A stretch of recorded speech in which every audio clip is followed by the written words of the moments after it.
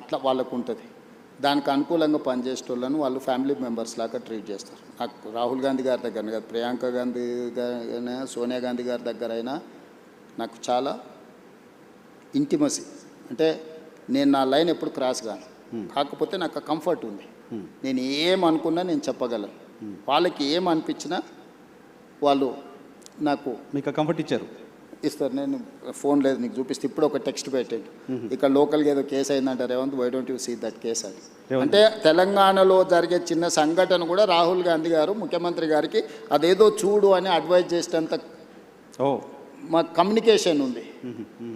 So Gandhi కుటుంబంలో Congress politics గట్టిగా ఒక 1 decade కూడా కాల మీరు కాంగ్రెస్ పార్టీలో 2017 కదా, 17 ఈ 9 yearsలో ఎలా తెలుసుకోగలిగారు? అది అదే చెప్తున్నా నర్సింగ్. నేను 2007లో టీడీపీలో జాయిన్ అయినా, 2017లో బయటకు వచ్చాను. నేను ఉన్నది 10 సంవత్సరాలే కదా. ఈ రోజుకైనా చంద్రబాబు నాయుడు గారు ఆయన దగ్గర ఉన్న సొంత నాయకుల కంటే కూడా నన్ను గౌరవిస్తాడా లేదా? వెళ్ళిపోయినాక కూడా ఎందుకు? నార్మల్గా వెళ్ళిపోయిన తర్వాత ఒక పార్టీని వదిలి ఇంకో పార్టీలకు పోయినా, ఒక నాయకుడిని వదిలి ఇంకొక నాయకుడి దగ్గరికి పోయినా వాళ్ళ మధ్యలో సంబంధాలు సత్సంబంధాలు ఉండగా ఎప్పుడైనా చూసినాం ఈ దేశ రాజకీయాలలో? ఎక్కడైనా కానీ చంద్రబాబు నాయుడు గారికి నేను ఎదురుపడ్డప్పుడు ఆయన కళ్ళల్లో ఏం కనిపిస్తుంది ఒకసారి చూడు. డెఫినెట్గా ప్రేమగా చూస్తారు. నా పట్ల గౌరవం ప్రేమ అనేది ఉంది కదా. That is what my conviction. నేను ఒక నాయకుడితో పనిచేస్తే 100% ఆ నాయకుడితో నిలబడతా. నేను పార్టీని వదిలే రోజు కూడా ఇక్కడ చెప్పలే, విజయవాడకు పోయి చంద్రబాబు నాయుడు గారిని కలిసి, సార్ నాకున్న పరిస్థితి ఇది, మీ వల్ల నాకు పార్టీ వల్ల అన్ని రకాల ఉపయోగము ప్రయోజనం జరిగింది, కానీ నేను అనుకుంటున్న పర్పస్ కానీ ప్రజలు కోరుకుంటున్న లక్ష్యం కానీ ఇక్కడ ఉంటే కుదరదు, కాబట్టి నేను ప్రత్యామ్నాయంగా నేను వెళ్తున్నా అని చెప్పి నేను అక్కడి నుంచి వచ్చిన. నేను ఎప్పుడు కూడా నా రిలేషన్ని నేను స్ట్రెయిన్ చేసుకోలేదు, నా లీడర్కి నేను అబద్ధం చెప్పలే. ఓకే, ఏదున్నా ఉన్నది ఉన్నట్టు మాట్లాడమే నా స్ట్రెంగ్త్.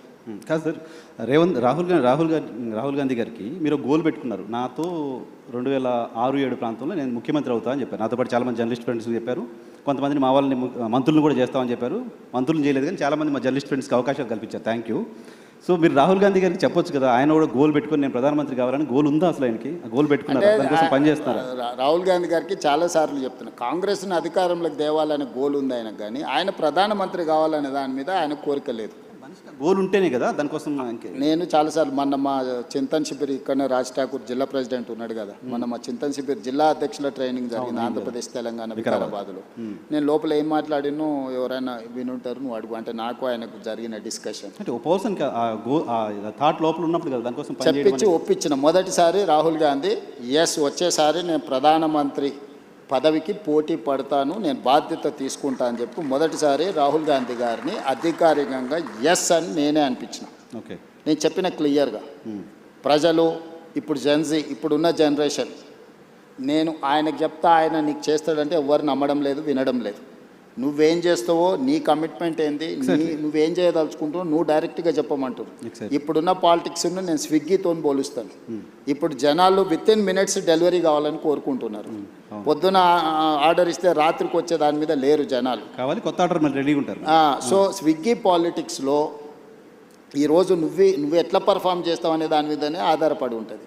సో రేపు వచ్చే ఎన్నికల్లో రాహుల్ గాంధీ ప్రధానమంత్రి అభ్యర్థి ఇండియా కూటమి నుంచి. మొదట కాంగ్రెస్ పార్టీ నిర్ణయించుకుంటుంది, ప్రకటిస్తుంది, తర్వాత ఇండియా కూటమిని కన్విన్స్ చేస్తాం. ఇండియా కూటమిలో ఉన్న మిత్రులు నాకు చాలామంది మిత్రులే, వాళ్ళందరితో నేను కూర్చోబెట్టి మాట్లాడి సంవత్సరం ముందే అధికారికంగా రాహుల్ గాంధీ గారు రేపు జరగబోయే ఎన్నికల్లో ప్రధానమంత్రి అభ్యర్థి రాహుల్ గాంధీ గారికి ఓటేయండి, ఈ దేశానికి ప్రధానమంత్రి అవుతాడు, రైతుల కోసం ఏం చేస్తాడు, మహిళల కోసం ఏం చేస్తాడు, విద్యార్థుల కోసం ఏం చేస్తాడు, నిరుద్యోగ యువకుల కోసం ఏం చేస్తాడు, పరిశ్రమల కోసం ఏం చేస్తాడు, అదేవిధంగా కాస్ట్ సెన్సెస్ విషయంలో ఏం చేస్తాడు, లేకపోతే ఉన్న అదర్ సోషల్ ఇష్యూస్ మీద ఏం చేస్తాడు, ఒక పాలసీ డాక్యుమెంట్ తీసుకొచ్చి ప్రజల ముందు పెట్టి ప్రజల్ని మ్యాండేట్ కోరుతాం.